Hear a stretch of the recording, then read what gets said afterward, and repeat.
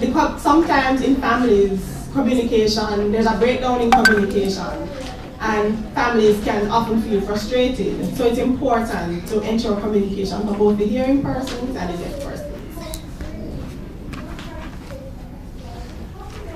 We also had community workers. We had police officers, hospitals, doctors, and many others who came and supported the project. So ABKJ made sure that all these persons were a part of the process. I think in all we had 43 persons who learned sign language.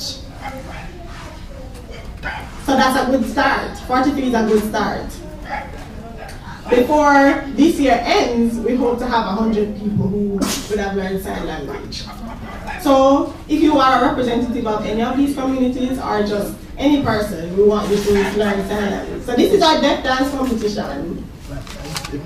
But when hearing people dance, deaf people go and they watch, but they really don't get the information that they should be getting. At the deaf dance competition, the kids dance and there's an interpreter there.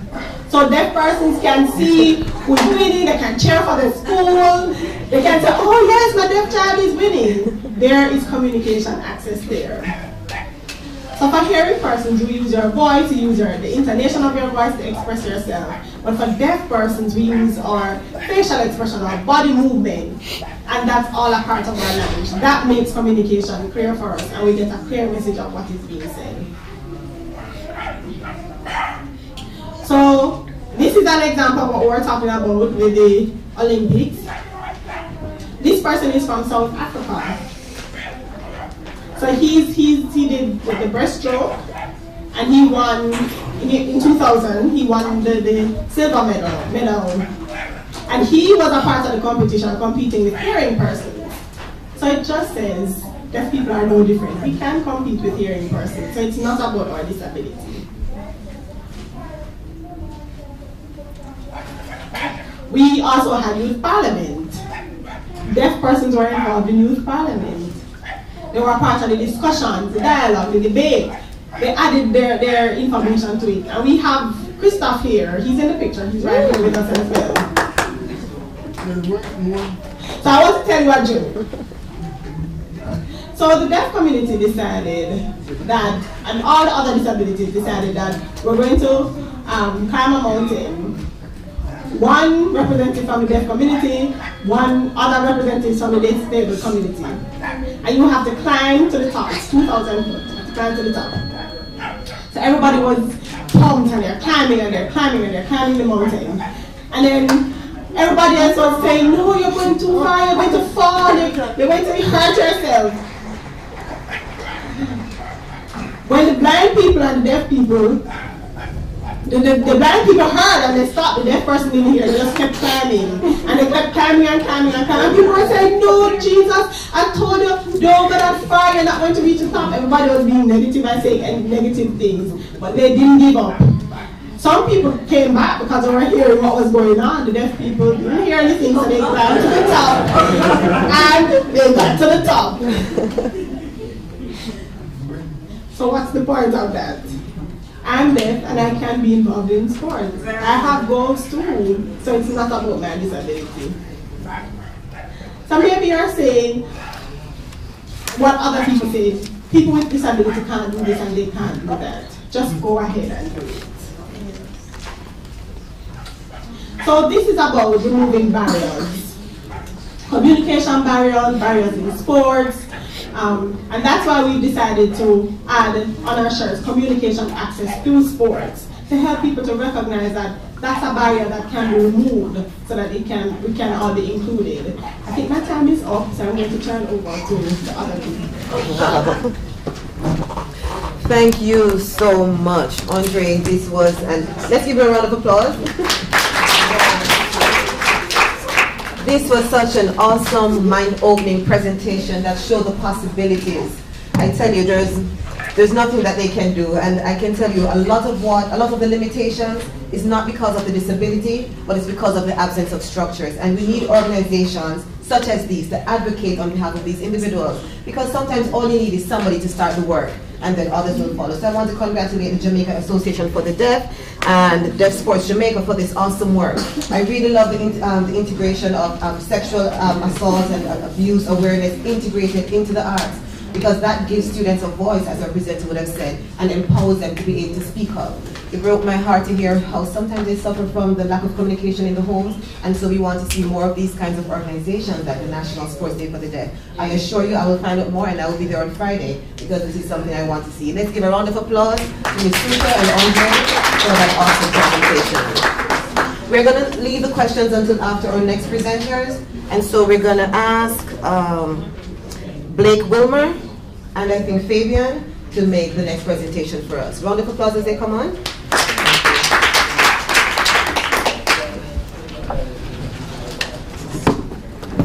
Good afternoon, everyone. We're going to share a presentation called Deaf Perspective, and hopefully you'll understand more. Why does perspective matter? This first quote shares that people often look at things and they don't understand what the real problem is. The second quote talks about how we have to ask the right questions before we find the right answers. And that's the goal. If you ask the right questions, you'll find the right answers. So I have a question for you. Tell me what you see when you see this picture. You see clutter, right? And if you can't see this, you would see clutter. But if you go into your room and you saw this, what would you do to your room? Maybe you clean it up. You want to fix it, right? So now we're going to share a video that sees it from a different perspective. So for those of you who aren't able to see the video, we're seeing a different perspective on what originally looked like clutter and junk. Is now we can see that it's a sculpture, that it's something that's created by an artist, and that it's using different parts. And that's what we believe, that it's not just about deaf, it's about anybody that has a disability, that the world looks at us from the wrong perspective and sees us as people who need fix and sees us as people who are cluttered. But if you look at us from the right perspective, we believe that we can do anything. It doesn't matter if we're deaf, if we have a physical disability, if we're blind, we can do anything. We each have gifts and talents that we've been given in an individual personality.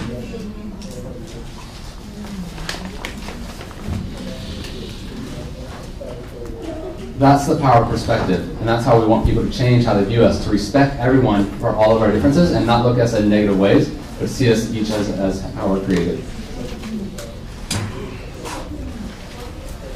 Most people look at deaf people and say we can't hear, but from our perspective we can hear, we just use our eyes to do it. And people think we can't speak, but we can speak, we just use sign language and communicate. People think that deaf means you can't.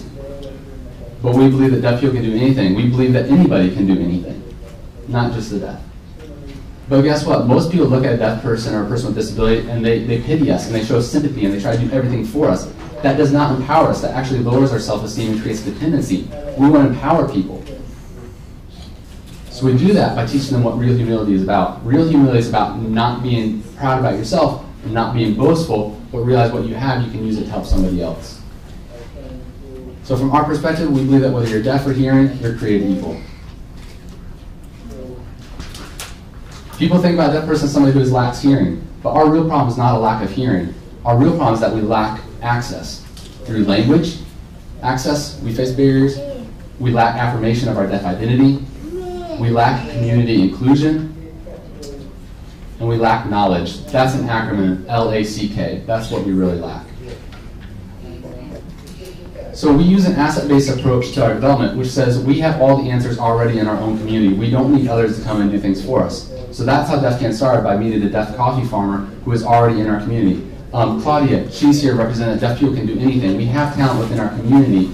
It doesn't matter if you have a physical disability, if you're blind, you have assets and resources within your own community. You don't need to just sit back and wait for others to do it for you. You can do it for yourself. But we have to first focus on what we already have in our community.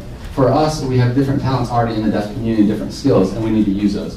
We also have to be participatory. So this is how DeafCan Coffee started. We wanted to fill up that lack that we experience in our lives, and it's not a lack of hearing, it's language, affirmation, community knowledge. So we went to Clark. He's a deaf coffee farmer in St. Elizabeth, and he inspired us to start DeafCan Coffee.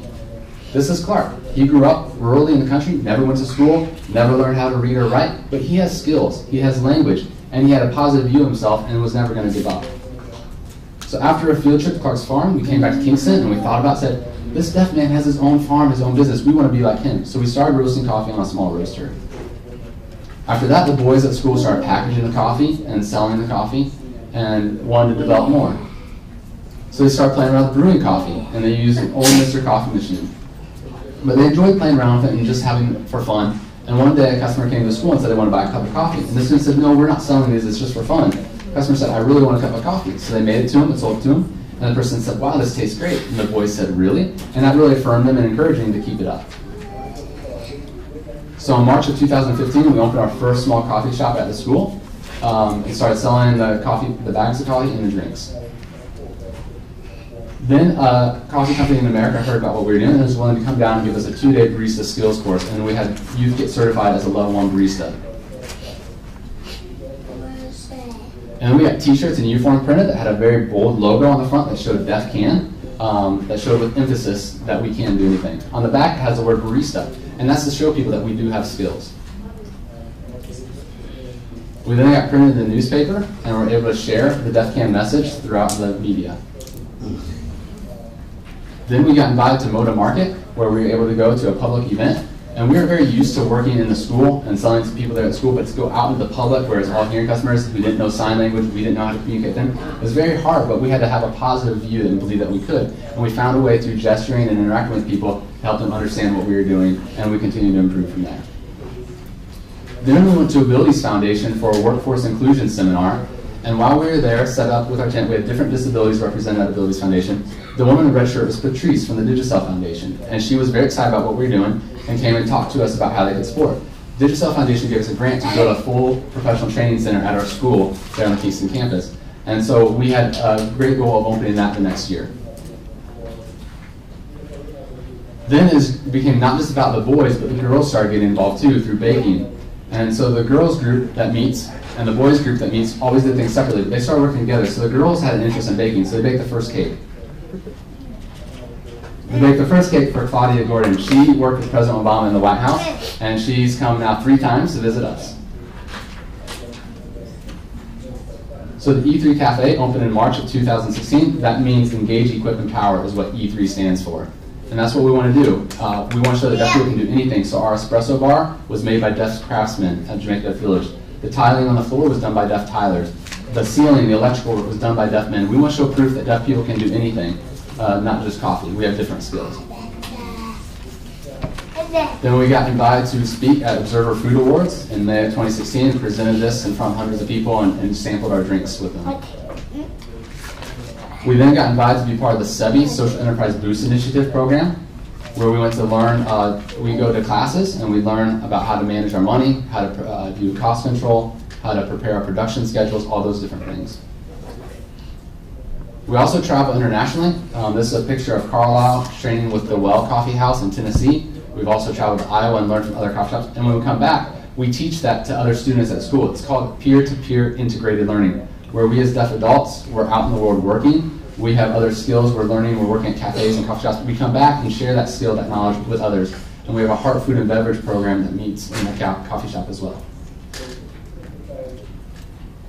Then we got an award from the Zero Project. It was an international award for innovative employment. We want to have a world without barriers, and that's what the Zero Project is all about. And that's what we want to do here in Jamaica. We had Senator Floyd Morris come to our coffee shop with Claudia last year to advocate together.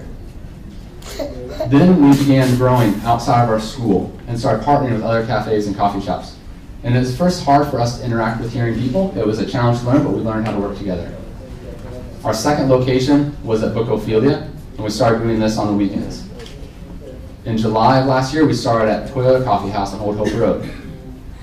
In October, we started with Cafe Mocha in Montego Bay. In December, we started with Cannonball. We started working there several days a week. And just last week, we started at Jake's Resort in St. Elizabeth at Treasure Beach. That was just last week we started there. And we continue to partner with others and to show proof that we can. Through the SEBI program, we learned how to have a strong business case. And so we entered the Pitch for Purpose competition, and we won the top prize of $1 million. And we were very excited, and we used that money to invest in a new bus. Everywhere we go now throughout Kingston, people see our message, and it was designed completely by deaf graphic artist Justin Forbes. This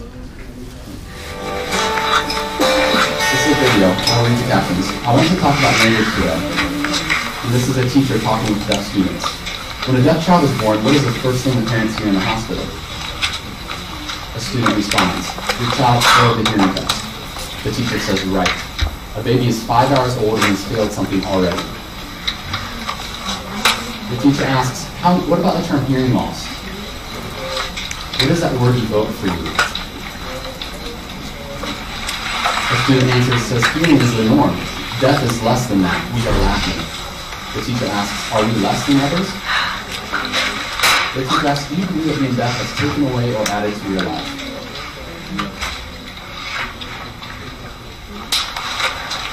The teacher asks you another question. If someone invented a pill, and you could take it tonight, tomorrow you could wake up hearing, how many of you as deaf students would be willing to take it? Nobody raises their hand. None of you? Teacher asks, why not? A young man raises his hand and says, because being deaf gives me friends anywhere I go. Community, the teacher responds. The student says, in a way of seeing the world, it's different than everyone's. Right, the teacher said, perspective. The student says, hearing people don't know who they are, but we do, we're deaf. First, last, always. The teacher says, identity. Another student raises their hand and says, some people think that they have more than us. They think that they have it better, that we have it so hard. But I would never give up being deaf just to be like everyone else. Never. The teacher adds, not hearing loss, deaf gain. And that's the power of perspective. We want people to look at us not as people who can't, but people who have gain. So what is deaf gain? We believe that being deaf, that we can do anything, that it's a blessing. We see, we smell, we taste, we sense it, we can do anything. We are the best baristas. That's how we want you to see us. We can do anything, and you can too. Thank you for listening. So, to refresh, LAC, the acronym we talked about before, is not a lack of hearing, it's about language access. So how many of you were born hearing? Raise your hand if you were born hearing. How did you become hearing? How did you become hearing? People always ask me how I became deaf. Your parents, when you're in the womb, you're hearing already. Guess what? You can already hear his voice when you're in the womb. As soon as you're born, you're hearing language spoken all around you. You continue to develop language skills just by being around you. But think about a deaf person's experience in life. We face barriers from the moment we're in the womb. Our parents are hearing. We can't hear when we're in the womb. We can't see anything yet. We're born in an environment where they don't know our language. Our parents don't know what to do with us. They're scared. They sometimes feel frustrated. They're not really sure. What we need to do is not put that child to the side and not exclude them, but put them in an environment where they can learn language. And that's where everything will start. If you can have language, you'll be able to do anything. You'll be able to learn. And once you have language, you'll be able to learn other things. You'll be able to go to classes and learn subjects and improve your knowledge. And that's how we'll be treated equally with hearing people when we have language access. When we teach our families to communicate with us, and so when we encourage the self-esteem of deaf children to be built up and not to be diminished, that's how we'll show love and support within the community and be included. We need affirmation of our deaf identity. That's the second letter in LAC. We need people to look at us in a positive way. We need people to see us for who we are and see that we can be friendly, we can interact with you. The C in LAC stands for community inclusion. That's the same idea as what we're doing through Deaf Sports Jamaica, what we heard about them. We're trying to create inclusion through sports and culture. When we go out into the community, we don't have communication access. We're always facing barriers. We try to go to the police station and we face barriers. We try to go to the doctor and we face barriers. We don't have those communication access to allow us to be included. And that's really where we face barriers. But if we have that inclusion in our communities, if people are willing to interact with us, they'll be able to see that we can. Think about Deaf Sports Jamaica. If a deaf person wants to be involved in a hearing football team, the hearing team might be able to say, oh, you can't be on our football team, you can't hear the whistle. But from a deaf person, we'd say we can use our eyes to hear. So if you use a red flag and wave it at the same time you blow the whistle, from a deaf person, we'll see in our peripheral vision. Just wave a red flag. Just think about different creative ways to keep us included, and we'll be able to show that we can. The last thing in LAC is knowledge. If you allow us to have access to knowledge, if you allow us to learn from primary school and develop our cognitive skills, we'll be able to show that we can learn anything.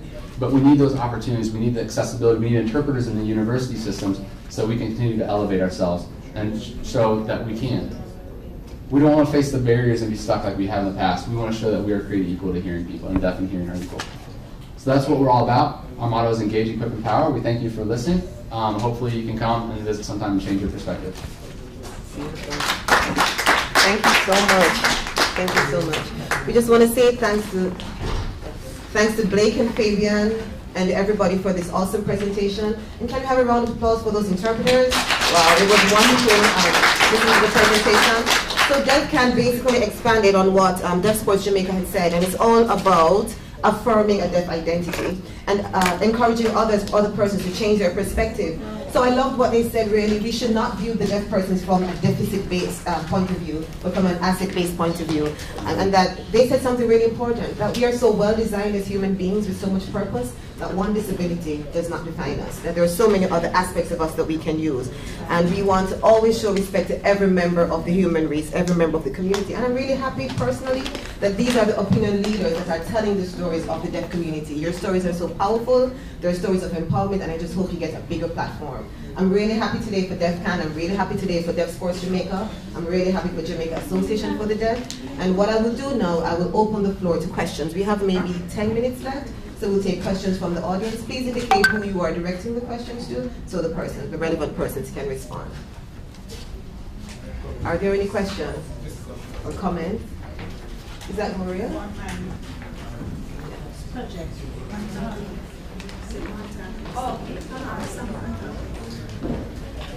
Good afternoon. I'm Gloria from the Combined Disabilities Association. I have two questions. For the first one is for Andre, and the other one will be for DefCan. For Andre, regarding sports, I noticed we talk a lot about whistles and so on, which goes with football. But do you play cricket as well? And yes, we played cricket before. Huh? Yes, we played cricket before. No, is the game any different from, with blind cricket it's a little different. Is the game any different for the person who is deaf when you're playing cricket? For the DefCan, my question is, what are the challenges? Answer the first one. Okay, so for all sports that deaf are involved in, the only difference is for hearing. There's no really difference from how deaf hearing people play. The only difference is just communication. That's it. So with cricket, the umpire, what happens? They put up something to show the six, or what happens? When you score runs, what happens? Sign. That's it. What's important thing is that the umpire signs. Okay. If they want somebody, if they want to interrupt the playing, for example, they can lift up a white flag, something that is visual, so that the deaf people can see what is going on, not just rely on sound. And also, the SJ is trying to work on developing different technology, having bracelets and so on, so that hearing people who want to use songs like whistle and so on, deaf people will be able to feel the vibrations and knows that something is going on. We still need to search for the money to deal with all of that, so we hope that we will be able to cover all those costs eventually. Did you have a question for DefCan? DefCan. The one for DefCan. What are the challenges you presently face that you think will impact the business in a negative way? You seem to be doing well, but what are the challenges you face that you need to iron out right now?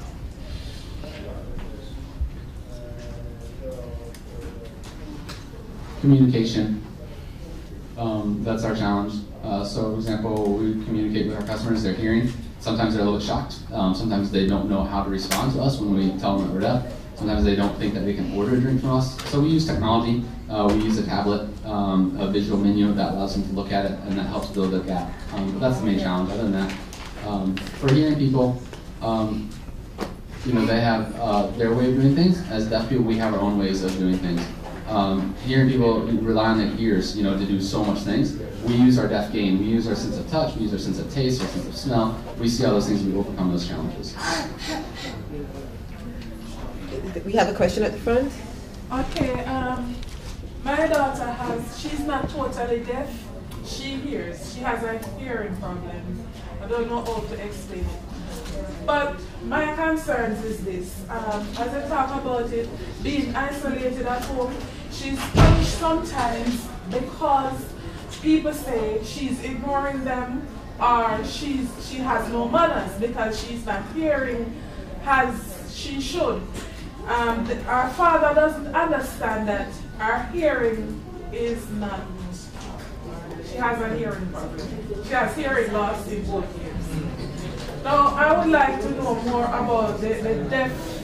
The thing with the sports, does it only include children that attend the schools for the deaf? How can I get in touch with them? How can I learn how to handle a child that she talks? Let me just say that she talks, but she has a hearing problem. She has hearing loss in both ears. So it's kind of difficult dealing with her, communicating with her, handling all of that. How old is she and is she attending school? Yes, she's 6 years old. She has Down syndrome. She goes to early stimulation plus in Orange, Portland. Portland. Well, I think you are already in a program and you maybe would want to discuss with them what else they can offer and where they can refer you to. Because if hearing is not the most significant challenge that she has, then she's not a good fit for a school for the deaf. Right? So, having worked with her, they might be in a good position to guide you as to what are some valid options going forward. But I think you have assessed her hearing loss, and you need to make sure you share that information with family members, community persons that she has to relate to, so that they appreciate that there is a genuine challenge. Do, but I don't think they are understanding that there is a challenge, and so it becomes a challenge for me as a mother, because she will be slapped. I'm not going to hide it, just for not saying persons are talking behind her. She's not going to turn around and say, "You're talking to me." She's going to say it because she's not hearing that you're talking to her. You have to face her. So she said that. You understand? And it is a challenge for me as a mother, dealing with all of that with her, and seeing what I just said. It made me realize that maybe all is not being done for her as a child with that ability, because it's like, oh, she talks, so she can't have a problem hearing because she's talking. And she hears when you talk, but if you speak to her at a certain pitch, she's hearing you. On a certain pitch, she's not hearing you. If she's watching, sorry, I'm going to wrap up. If she watches the television at a certain volume, she hears it. Beyond a certain volume, she's not hearing anything. And so it's hard. So even for myself, I want to know how I get about stop doing certain things. About this after, I'll be willing to chat with you some more. Thank you, Ms. Suter, for being willing to assist. We will take one more question. There's a hand. Yes, sir. Please go ahead with your question, and then we'll wrap up. I'll lend you my microphone. Is there a system in place for persons who need help in purchasing hearing aids? And is there special places that you can go, especially, I'm from the West, from Montego Bay. Is there any way in the West that we can go to get hearing tests done? And how do you accumulate that hearing aid? Because these stuff are super, super expensive. So do you guys have a program that would help some of the parents who can't afford it to offset the cost? Well, first of all, the JCPD, the Council for Persons with Disabilities, if you're a registered member with them, you can submit an application for assistance for assistive devices. Right? So that takes care of, is there anywhere we can go to get help? In terms of assessment, the Jamaica Association for the Deaf operates a clinic, a diagnostic clinic in Kingston.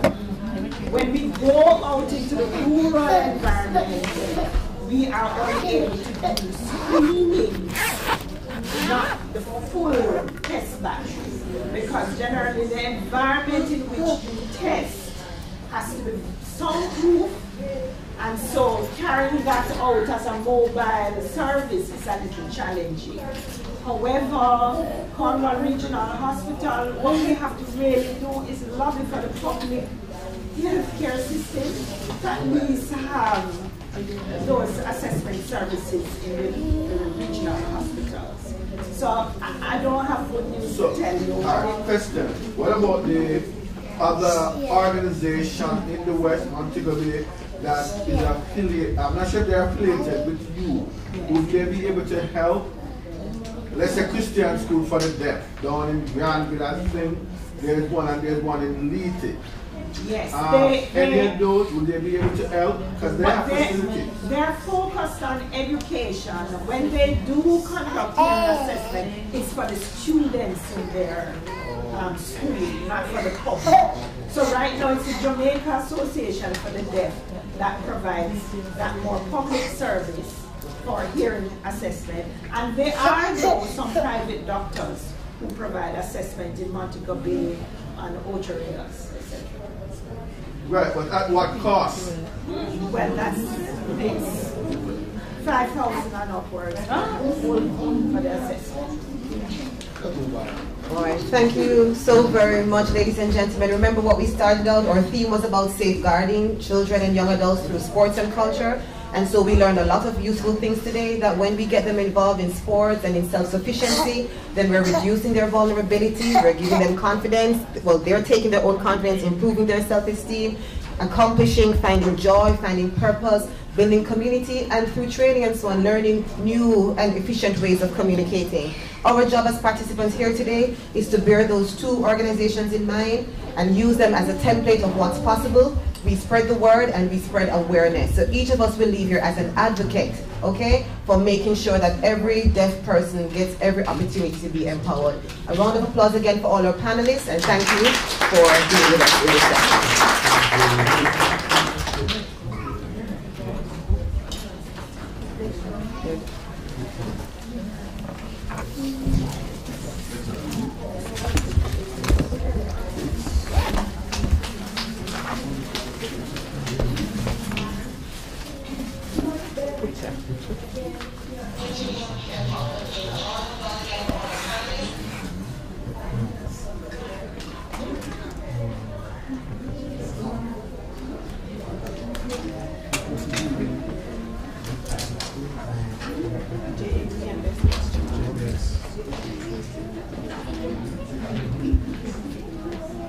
Good afternoon, everyone.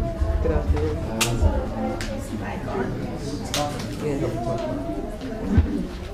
I'd like to say thanks to JSG and the sports for participating in our conference today. We appreciate the time and contact and all this work for us.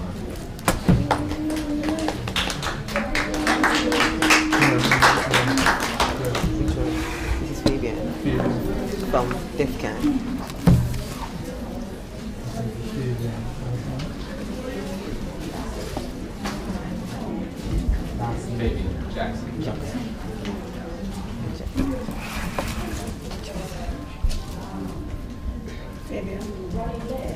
Fabian, thanks for passing through. Thanks for a great presentation. And you and your group will do all the best going forward. Beautiful. Blake Wilmer and Miss Suter. Would you present to Blake?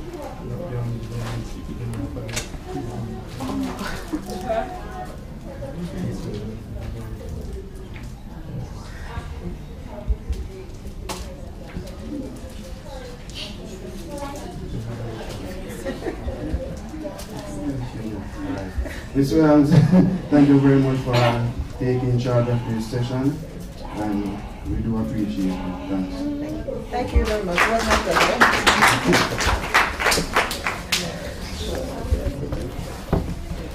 Ladies and gentlemen,